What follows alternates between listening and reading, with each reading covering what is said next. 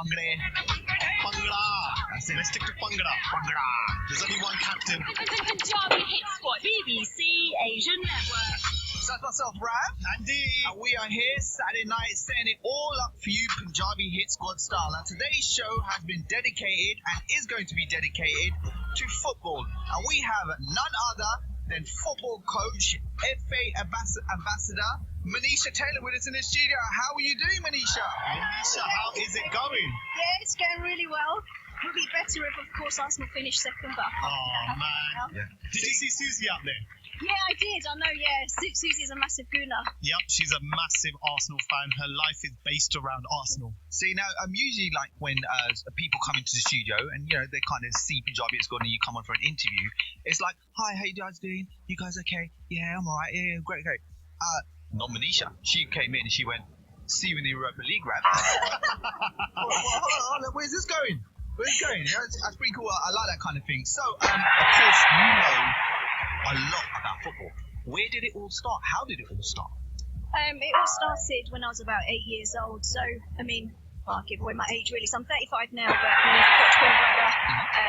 So football kind of stemmed from there really. And my dad's very sporty and into football. He's a huge Liverpool fan. Okay, yep. Yes. It's just got Rav really happy Yes, there. I'm cool. I was never converted.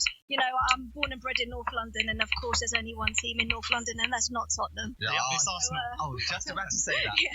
So look, before all of this, like you said, you got into football at 8. But before all of this, what were you doing before you actually decided that you wanted to get into football and become a football coach? What was your life about? Oh, so before I took my career change, I'm actually a trained and qualified head teacher. Sorry, yes. miss. Sorry, miss. Yeah. Good. I won't be late for class. That's what I like to hear. That's why. As long as you don't tell us the right See, lines. that was such a teacher thing.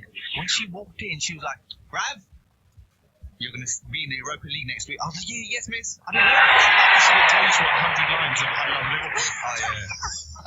So, yeah, she was saying, 100 lines of I love Liverpool. I would I hate screwed Liverpool. it up and used that to it. I said, you need to get right in the right.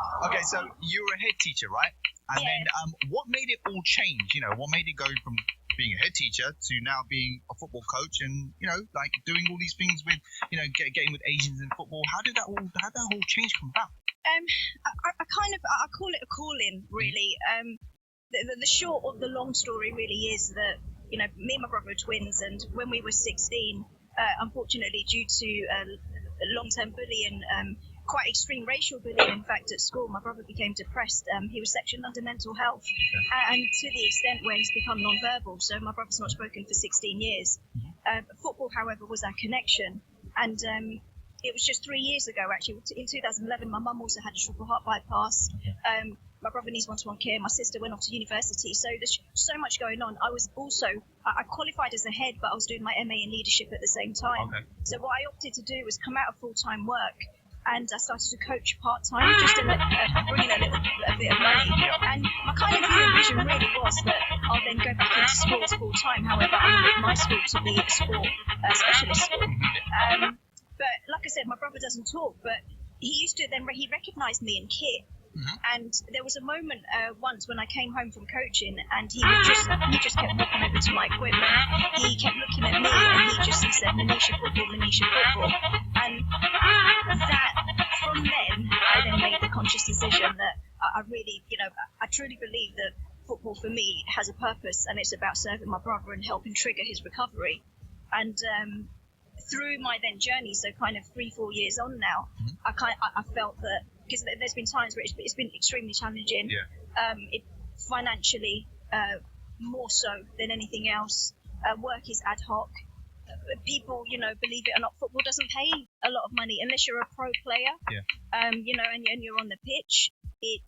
There isn't much money in football, so a lot of financial constraints. However, you know, my journey, like I said, began with me fulfilling a purpose to help serve my brother. But I really then I went for a moment last year, in fact, where I felt I don't know how long I can carry on, especially because financially I can't survive.